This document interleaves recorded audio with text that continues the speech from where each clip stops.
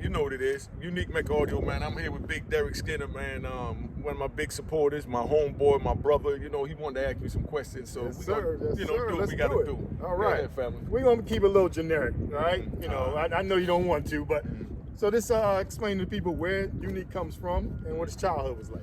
Oh man, I was born in Kingston, Jamaica. Came up when I was 7 years old, going on 8.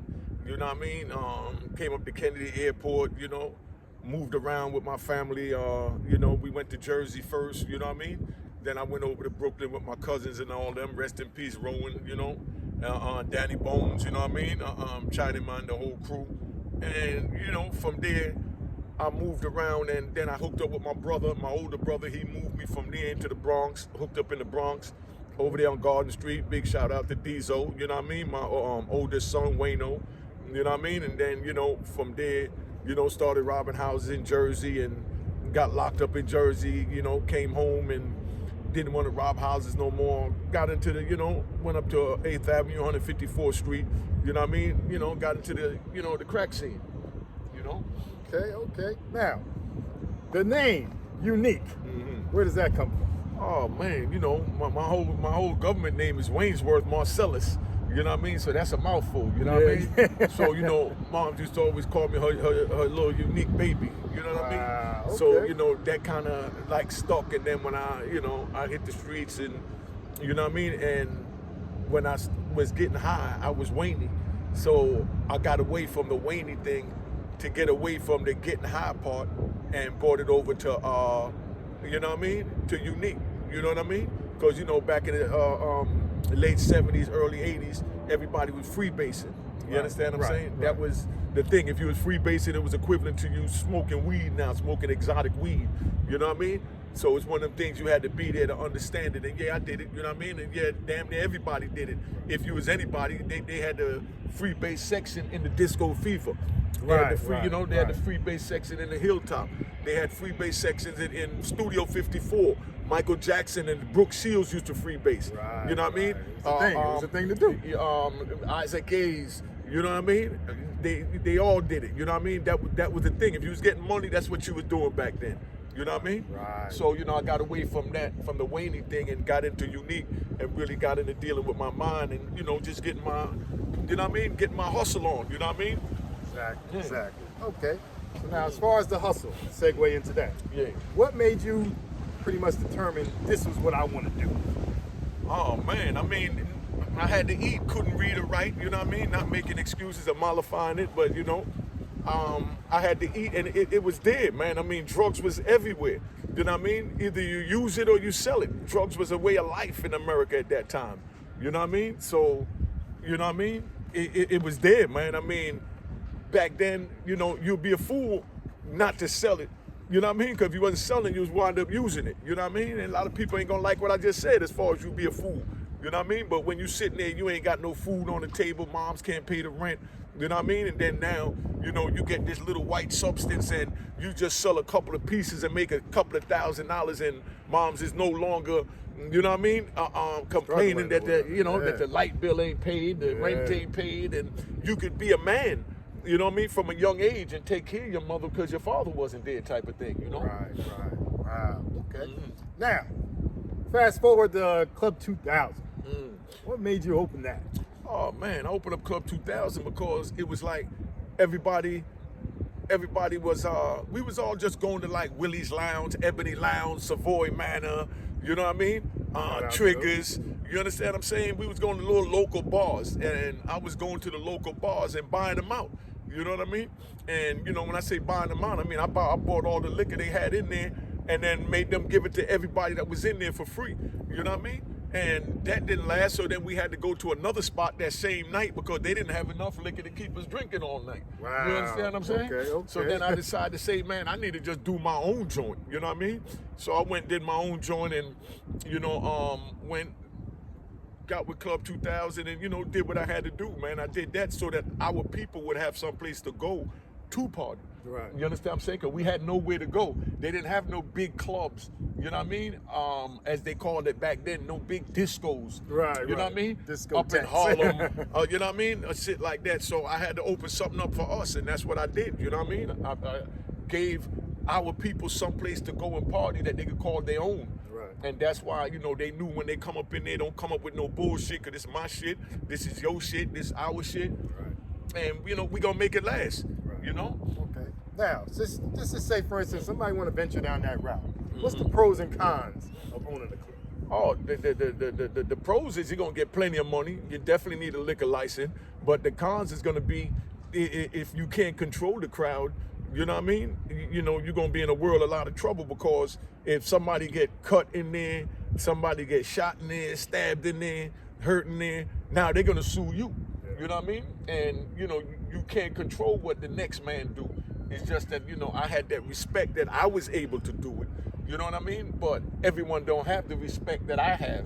Right. You understand what I'm saying? To be able to do it. So whatever happened, you know, is what happened. You know, it is what it is. The security you know? can only do but so much. Yeah, You know what I yeah, mean? you know what I mean? But it ain't even so much security. I mean, niggas gonna be niggas, man. Yeah. You know what I mean? So they gotta respect you, man. Respect go a long way. If they don't respect you, let's say you got a club and nobody even know who you are, you know, it's like you letting a kid in the living room and he in the mall and he see a white couch, he just gonna jump on it because ain't nobody tell him not to jump on it. Right. But if he see a white couch in somebody's house that you bring him to, they gonna tell him, nah, you can't jump on that couch. Right. You know what I mean? Think twice. Yeah, yeah, you know what I mean? So I had the power and the respect to tell him, don't jump on my couch.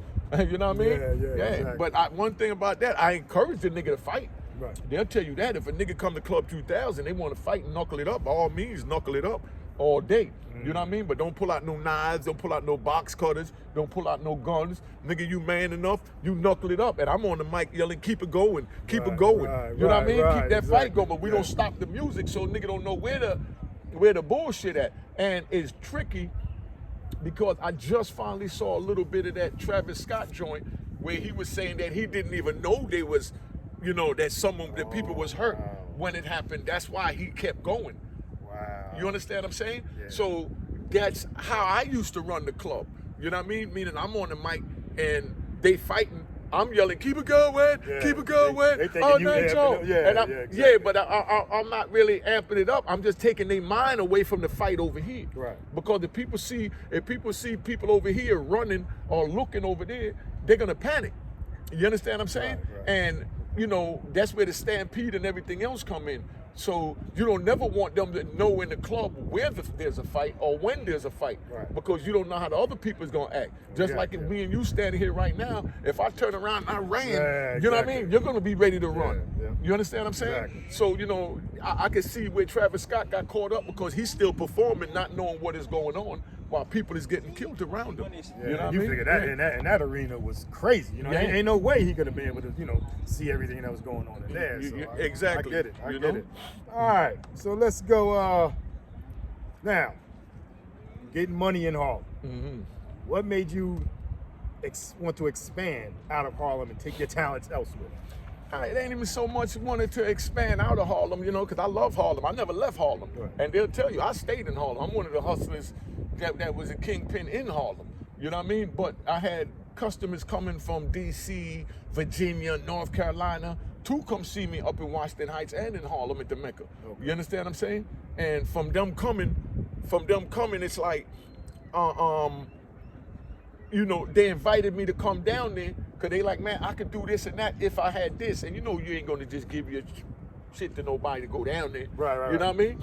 So they invited me to come down there and look it over. And when I went down there and looked it over, a key that I was paying 10 for, that I was selling to them for 15, they was offering me 25 if I bring it. Wow. You know what I mean? Okay, yeah. So I'm making double and a half. Yeah. You know what I mean? Just to bring it to them down there in D.C. or whatever. Right. You know what I mean? So, you know, couldn't stop that. I mean, I'd be a fool not to take that money. Right. You know what I mean? And like I said, that's cash as I get there. As I bring it there, they give me $25,000 when I only paid 10 for it. But when they come up and they pay, they give me 15. Right. You understand? So I'm making an extra 10 to bring it to them. And they buy 5, that's 50,000. I had to do that. You understand what I'm saying? Wow. Yeah. Okay. Yeah. Okay. Mm-hmm. So now, as far as with the hustling game, Mm-hmm. was there anybody or even yourself did you ever at one time think, I need to stop doing this?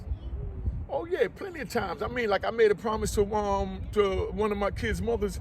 I told her, give me 6 months, whatever I got, because my connect that I was dealing with, he told me, yo, in 6 months I'm done. So get whatever you can out of me in 6 months, because after that I'm done. You know what I mean?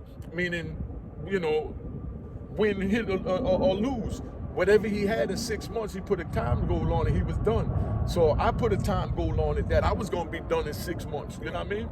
But in the 6 months, everything was getting great, and then I opened up Club 2000, you know what I mean? So I was all in with Club 2000, but, you know what I mean? So of course I was still doing my thing because everybody was coming up there. Right. But, you know, it's hard to get out, man. It's hard to get out. You get addicted to the money the same way you get addicted to sex, so you get addicted to gambling. Right. You know what I mean? You get addicted to the fame. You get addicted to the people cheering you on when you come down the street with a brand new whip. Yeah. You get addicted to all that, man. It's real. You know what I mean? Wow, yeah. Take heed to that. Addiction comes in all forms. In all forms, you know all what I mean? forms and fashions. Yeah. All right. Now, take us back to the day you got arrested. Oh man, the day I got arrested, that was I can't even really say it was a sad day, you know what I mean? Because I didn't really believe that, you know, they could convict me, because they picked me up in Harlem to take me down to Virginia, and I know I wasn't in Virginia. Oh, okay. You understand what I'm saying? My brother was in Virginia doing his thing, of course, everybody know that. But I mean, I was sending drugs down there, so I'm like, how could they get me? I'm in New York just sending the drugs. I'm not down there physically, you know what I mean, shaking and baking with these cats, so ain't nobody could testify against me down there. Right. And I knew my brother wasn't gonna testify against me. Yeah. You understand what I'm saying? So it was like when they pulled me over, I had a fake ID on me. I hit him with the ID, you know, and you know, Spanish name like Vincent Segovia or some shit. And when I gave it to him, the feds grabbed the ID, they threw it. They said, "Come on, Unique, we know who the hell you are. Wow. Get the hell out the car." Yeah, you know. yeah, And yeah. I'm still cocky me. I'm like, man, screw you. You can't do nothing. But Right. you know what I mean? And they take me down to 32nd precinct, and they tell me they got a sealed indictment for me in the gas chamber in Virginia, and you know all that shit trying to scare me. Yeah, of course. And then the next morning they take me down to MCC Brooklyn, MCC in Manhattan, which is the federal building. Right. And they opened up the indictment. Me and two of my peoples was in the car with me, and their names wasn't on the indictment, so they got a chance to leave, and they kept me.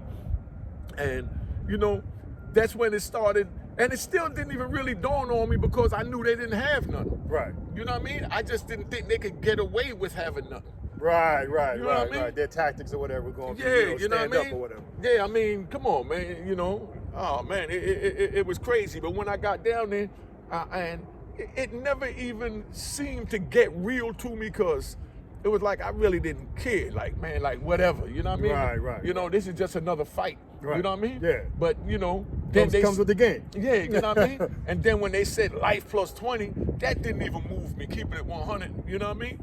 It was like, you know, I got to fight this now. Right. You know what I mean? That's how I always looked at life. You know what I mean? Like, all right, something else I got to fight. Always a fight. It's just a matter, you know, when it's going to come. Yeah, you know what I mean? All right, yeah. So, you know, we're just in it, guys? man. What's up? All right, so now, great segment.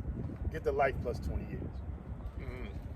Is it something that happened, or was it always in your mindset that one day I'm gonna hit the streets again? Oh yeah, I knew I was gonna hit the streets again. I know they couldn't stop me. Come on, dog. You know, I'm a good nigga. Right. God look out for good niggas. You know, He look out for fools and babies. And I was a baby. I had no education. I didn't know what the hell was going on.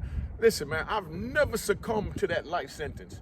You know what I mean? I've never succumbed to it, man. That shit don't move me. Right. Just like death don't move me. Niggas scared of dying. I'm not scared of dying. I welcome it. You know what I mean? Right. I mean, death is a kissing cousin of life. You know what I mean? Only one thing is guaranteed to us in this world, and it's death. That's right. Once you're born to die. We're born to die. You know what I mean? So, That's I mean, getting life, I mean, I've been fighting all my life, so that was just another fight, man. Right. I mean, like I said, come on, man. You know, I'm just keeping it 100. None of that shit moved me. I've been fighting all my life, man. You know what I mean? So one fight to another, to fight with a life sentence. I mean, that was, you know, it was a black man that sentenced me. But I mean, you know what I mean? You know, you know, I mean, come on, man. Like I said, none of that shit didn't move me. Just keeping it 100. All right. You know? So, what happened that made you realize? Oh no, I already asked you that. All right. What was the first thing you did when you came home? Oh man, and it's crazy. It's crazy. The first thing I did when I came home, I wanted some goddamn McDonald's, man. I wanted some McDonald's, man. I'm dead Really? ass. I just wanted some McDonald's, man. That's Wow. because, you know, hamburger and French fry day is always big in the prison. That's every Wednesday. That's big. And then the chicken day on Thursdays. Right. And then fish on Friday. But it's generic hamburgers. So, Yeah, you know, yeah, exactly. when you sitting there and you watching those McDonald's commercial on TV, it kind of get planted in your mind. I want one of them big, juicy, double cheeseburger, you know what I mean? Wow. Quarter pounder with cheese and, See? you know? See what you realize, the things you take for granted. Yeah. The things you take for granted that could be stripped away from you at any Man, time. I had the lawyer drive me straight to McDonald's, my nigga. Oh, You know what I mean? wow. Straight to McDonald's, got me a quarter pounder with cheese, and I told him make that shit extra juicy. You know what I mean? Make that joint extra juicy. I've been waiting on this for You a know what I minute. mean? Yeah. 20-something years I've been watching the Golden Arches. Yeah, You know what I mean? exactly. Come on, man. Shit. All right, okay. You know? Now, we all know, as far as with, you know, your movement, what made you want to start, you know, pretty much educating the youth? Because nobody tried to educate me. You know what I mean? Not saying I would have listened, not saying they gonna listen. Right. You know what I mean? But if we get one to listen, you understand what I'm saying? It's a start. And just to even attempt to get them to listen means something. Right. You know what I mean? I mean, I ain't getting nothing, man. You know what I mean? I mean, you know, like I said, nobody tried to save me, man. Nobody tried to do nothing for me. And it was like, I just felt like, you know, let me at least try to see who I could reach. Right. You know what I mean? You never know who you could reach, man. Because like I said, nobody tried to get me. You know, nobody tried. They just encouraged me to keep going. Every time I bought a nice car, a new car, oh, that shit is dope. That shit is dope. Yeah. You know, not no, man, you know where that shit gonna lead, man. You doing all this, you doing all that, Right, No right. one told me none of that, man. So I didn't even think of none of that. You know what I mean? Just don't want nobody to venture down the path you ventured down. And that's it, you know? Yeah, that's great. All right. Now, like you said, we're not gonna reach them all. Yeah, definitely. So the ones that, let's just say, you don't reach, what Yeah. message would you have for them? I mean, in time, I'm gonna reach them. And I have no doubt, no question that in time I'm gonna reach them, because a lot of times we put our fingers in our ears and we go and we ain't trying to listen, Right. but we still listening. Yeah. You know what I mean? It just takes some a little longer than others to really catch on. You know what I mean? But they know what it is. It'll take an experience. It'll take an experience for them to say, damn, that old black nigga was right. Yeah. You know what I mean? That old black nigga All was this right. time. Yeah. You know what I mean? Mm. Yeah, okay, all right. So let's see. Now, when you were all, getting your money, was there ever a time that any police ever tried to come shake you down? Oh yeah, they most definitely did. And I had to pay them. You know what I mean? Yeah, I ain't gonna sit here faking. I had to pay them. You know what I mean? I had to pay them. They stopped me on 8th Avenue. Matter of fact, they stopped me on Bradhurst. You know what I mean? I figured I'd take Bradhurst, because Bradhurst was like a killing zone. You ain't had to worry about the police or nobody going to Bradhurst, because they damn near wasn't no street lights. It was dark, abandoned buildings. They was putting dead bodies in the buildings back there. So, you know, my garage was on Bradhurst, and I just come out the garage and I'm driving down the street. They pulled me over. I had $1 million in the trunk. You know what I mean? And they told me straight, I'll take it to my connect. They told me straight up, what you gonna do? You know what I mean? You want this money, you wanna go. Right, You know what I mean? right. I said, what, you want the title too, nigga? Yeah, you know what I mean? Yeah. So, you know, once I let them get away with that, you know, it was a wrap, you know what I mean? They was there, I gave them a little X amount of dollars a month, and, you know, they kept me good. I ain't had nothing to worry about in New York. And that's what the feds was mad about the most when I went to Virginia, is that how did I do so much in New York, and New York didn't mess with me. Right. They took Virginia to Yeah. kind of, get you. Yeah, so, because they mentioned Charles Rangel's name in my trial, and you understand what I'm saying? The congressman, they mentioned everybody's name, like they all had to be down with what this meant, because he was doing too much. Yeah. You know what I mean? But, like I said, they came and got their cut. They definitely gonna come get their money. And if you get the type of money I'm getting, you'll be a fool not to cut them in. Right. You know what I mean? Yeah. Yeah, you'd be a fool not to cut them in, dog. Wow. Yeah. All right. Now, we'll finish this up. When it's all said and done, Yeah. how do you want Unique to be remembered? Man, I just want to be remembered as a black ignorant fool that couldn't read or write, that, you know, been through all types of trials and tribulations to get his life right. And if I could do it, anybody else could do it. You know what I mean? I mean, shit, I done wrote over 20 novels, wrote movie scripts. You know what I mean? Like I said, when I went to prison, I couldn't even sign my name. The prosecutor was laughing at me because I didn't even know how to hold a pen. You understand what I'm saying? Wow. So, I mean, I just want to be remembered for, you know, a man that got his life together after all these trials and tribulations. Like I said, you know what I mean? Let him know if I could do it, anybody could do it. Right. You know? Right. Yo, thank you, my brother. You know, I ain't nothing but love for you for us from over on this side or You whatever. already know, you know, icon living. Yeah. Unique Mecca Audio. Get that. Oh, and just in case. Oh, okay. The AOI joint, you know what I mean?